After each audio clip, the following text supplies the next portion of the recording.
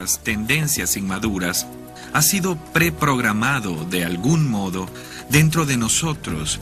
Es algo que las personas desean de manera innata. El crecer y tener a alguien que nos cuide y no querer morir, creo que son nuestros mayores deseos en la vida. La búsqueda de una libertad infantil y de algún modo inconsciente puede ser la razón por la que esa cultura ha florecido aquí. Sin tecnología avanzada y sin experiencia en programación, Miyamoto hizo lo imposible. Tenía la idea para el personaje principal que realmente no era asombroso, genial o apuesto como Superman, ya que los personajes de los videojuegos deben caber en una pequeña pantalla. El diseño debía ser menos complicado.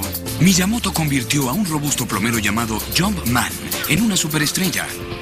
Más tarde, cuando fue lanzado Donkey Kong, en 1981, el protagonista de Miyamoto fue renombrado Mario. Fue un personaje más desarrollado. La idea era que un videojuego no debía tratar solo del Armagedón o de dispararle a esto o de defenderte de aquello, sino de un personaje con una especie de imperativo moral al tener que salvar a su novia de un desagradable gorila. Bien, si miramos los juegos estadounidenses de los 70, muchos de ellos no tenían un personaje central. Era un bloque cuadrado y tenías que imaginar que ese punto blanco parpadeante era una raqueta de tenis, o un sujeto, o un bote, o un auto. El medio era muy limitado, era muy difícil construir un personaje reconocible. Así que Mario solo podía ser de cierto tamaño, tenía una gran nariz, porque es fácil ver una nariz en el rostro de alguien. Tenía bigote porque no había suficientes píxeles como para definir una boca bajo esa nariz.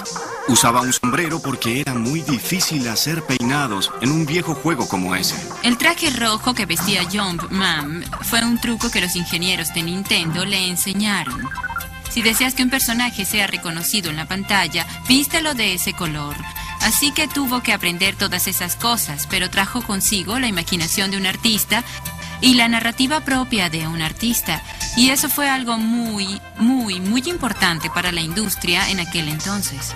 Cuando hicimos Mario solo teníamos 3 miembros, el programador, el diseñador y yo. De hecho, hicimos dibujos de los personajes en hojas de papel punteadas para ver cómo se movían, como cuando Mario corre y gira de pronto, haciendo un sonido de deslizamiento, como algo que se rompe. Miyamoto también convirtió algunos sonidos de computador en una peculiar banda sonora que apoyaba el inocente y divertido juego de Donkey Kong.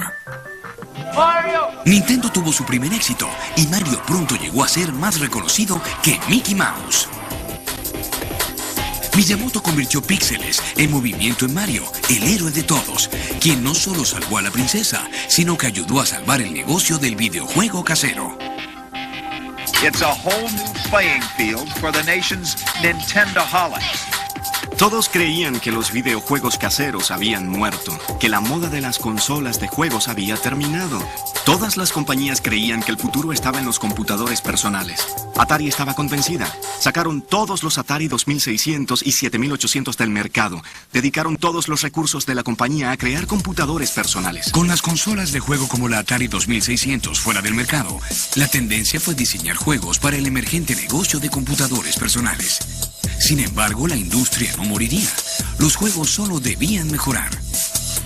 Nintendo quiso traer de vuelta la consola y lo hizo de tal forma que pareciera un juguete, algo dirigido y diseñado a los niños y a la familia. Nintendo creó su propia consola casera de juegos y la lanzó en Japón como la Famicom.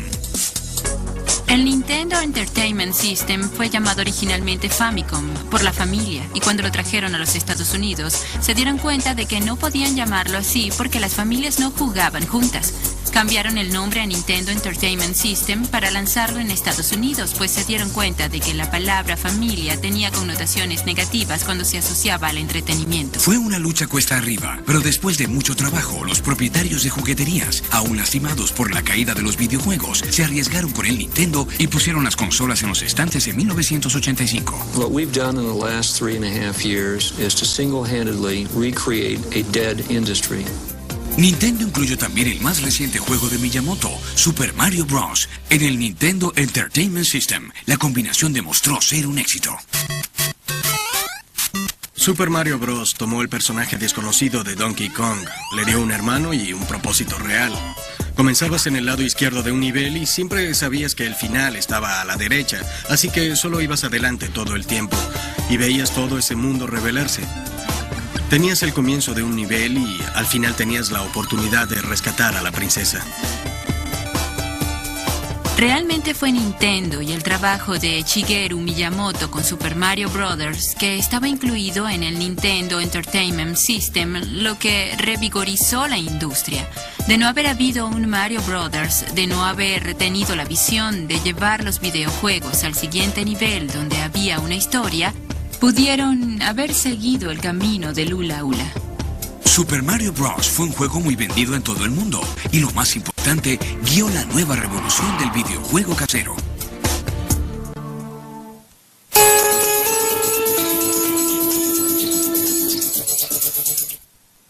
What will the future bring from Nintendo? El éxito de Super Mario Bros. Y Nintendo marcó el nacimiento de los personajes y la narrativa en los videojuegos. Mientras los jugadores entraban al mundo de Mario, Shigeru Miyamoto ya estaba ideando otro imaginativo mundo de juegos que sus jugadores podrían explorar y descubrir. Un mundo evocador de su infancia en las colinas cercanas a Kyoto. Él salía a explorar y al parecer había un sistema de cuevas cerca de donde vivía, así que un día llevó una linterna para recorrerlas. Exploró diferentes pasadizos y los cartografió. Más adelante, cuando la tecnología fue lo suficientemente poderosa, dijo, quiero hacer un juego que se trate de exploraciones. Muchos años atrás, el príncipe oscuro Ganon robó uno de los trifuerzas de poder. Con juegos como Donkey Kong, Mario siempre es igual al final y al principio. Ocurre igual con Super Mario Bros. Con Zelda, Link es débil al principio. Solo tiene cierta cantidad de energía vital. No tiene armas. No tiene nada. Al final de Zelda tiene una colección de armas, toda su energía vital, y eso fue único en Legend of Zelda. Hubo juegos de rol mucho antes de ese, pero fue el primero que unió eso con mucho éxito a la acción. Son historias épicas con temas clásicos del bien y el mal. El protagonista tiene que rescatar a alguien. Eres un chico que debe salir y ser valiente y ser mejor de lo que eras cuando comenzaste, no solo por tu propio bien, sino por el bien de tu comunidad. Legend of Zelda le dio al jugador un mundo y un personaje de videojuego con los que podía sentir empatía por primera vez. Siempre oirán a la gente decir que lloraron al jugar Legend of Zelda por primera vez. Se basaba mucho en la historia. Tu capacidad de tener sentimientos reales por el protagonista y por lo que le sucedía para mejorarse. Legend of Zelda, lanzado en 1987, se hizo muy popular en Europa, Japón y Estados Unidos. Seguir a un personaje mientras subía de nivel y ganaba más poder al encontrar tesoros escondidos se hizo significativo para una generación que comenzaba a concentrarse más en sí misma. Creo que los 80 fueron el abandono final de todos los delirios sobre revolucionar las instituciones y los hippies de la contracultura ahora eran las instituciones y aceptaron los juguetes institucionales de corazón. A menudo más dinero era la meta de un juego. Al derretirse la Guerra Fría a mediados de los 80, las tensiones entre las superpotencias comenzaron a menguar. Reagan y Thatcher redujeron los impuestos